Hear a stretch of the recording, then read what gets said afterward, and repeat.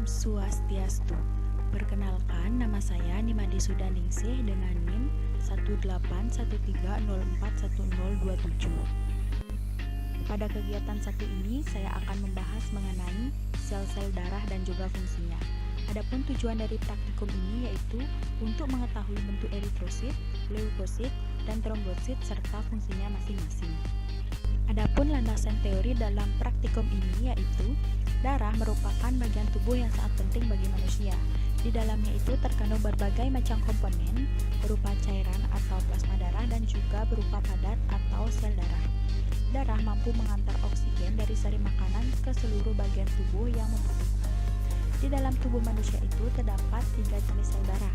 Ketiga sel darah tersebut berasal dari induk pluripoten yang terdapat di sumsum.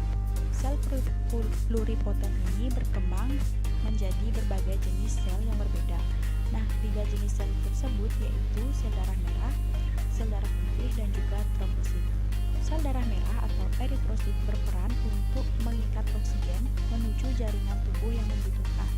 Sel darah putih atau leukosit berperan untuk mempertahankan tubuh dari serangan penyakit. Dan yang terakhir adalah trombosit yang merupakan kepingan darah yang berperan dalam pembekuan darah saat terjadi luka. Adapun alat dan bahan yang digunakan dalam praktikum ini yaitu yang pertama, preparat sel-sel darah pada manusia, dan yang kedua yaitu bentuk mikroskop.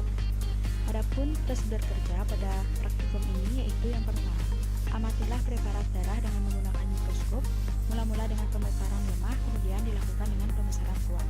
Setelah itu, gambarlah sel-sel yang ditemukan.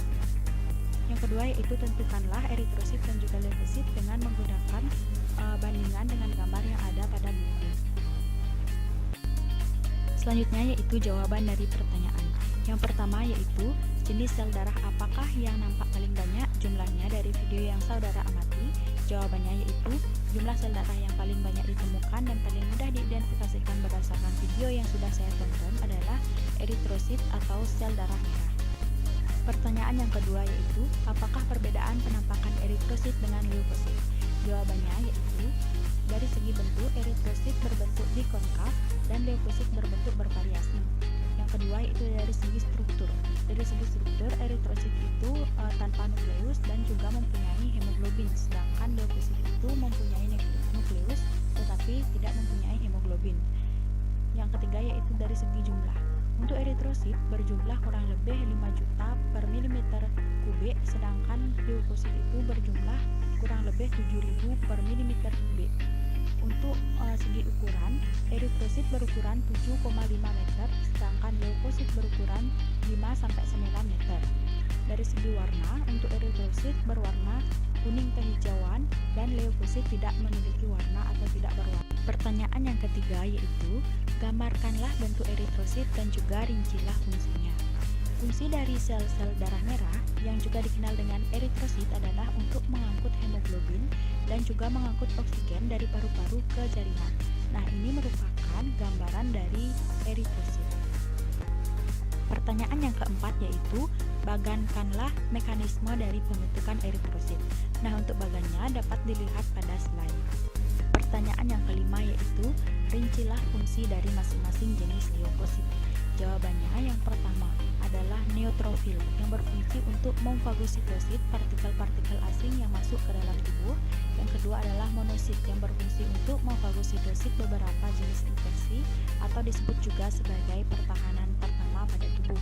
Yang ketiga adalah basofil yang berfungsi untuk memacu atau meningkatkan respon imun non-spesifik terhadap patogen. Yang keempat yaitu eosinofil yang berfungsi dalam melepaskan racun untuk menghancurkan patogen.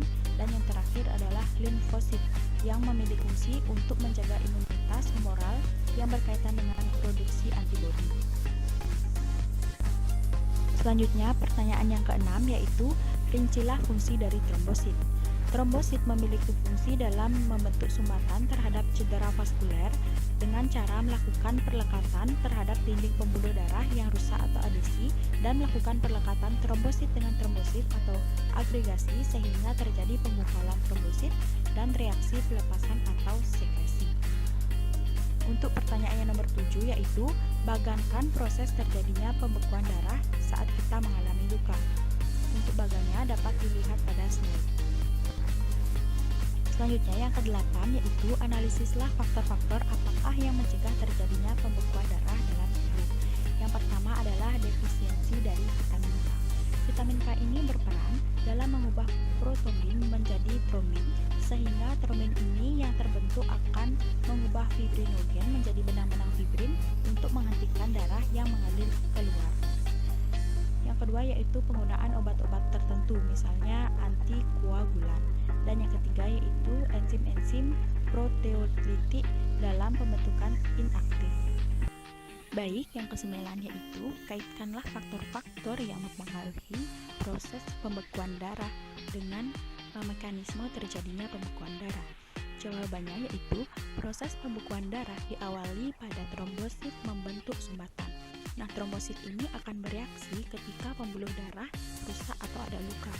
Selanjutnya akan menempel pada dinding daerah yang luka dan bersama-sama membentuk sumbatan. Nah, sumbatan ini dibentuk untuk menutup bagian yang rusak agar menghentikan darah yang keluar. Faktor-faktor pembekuan memberikan sinyal satu sama lain untuk melakukan reaksi berantai yang sangat cepat. Nah, reaksi ini dikenal dengan kastade koagulasi. Faktor koagulasi yang disebut dengan trombin mengubah fibrinogen menjadi helaian-helaian fibrin. Fibrin akan bekerja dengan menempel pada trombosit untuk membuat jaringan yang memerangkap lebih banyak trombosit dan sel. Nah, gumpalan atau bekuan pun menjadi lebih kuat dan tahan lama. Setelah bekuan darah terbentuk dan pendarahan terkendali, protein-protein lain akan menghentikan faktor pembekuan agar gumpalan tidak berlanjut lebih jauh dari yang diperlukan. Tubuh akan perlahan membuang sumbatan. Nah, ketika jaringan kulit yang rusak sembuh, maka otomatis sumbatan ini tidak diperlukan lagi. Helaian fibril pun hancur dan darah mengambil kembali trombosit dan sel-sel dari bekuan darah.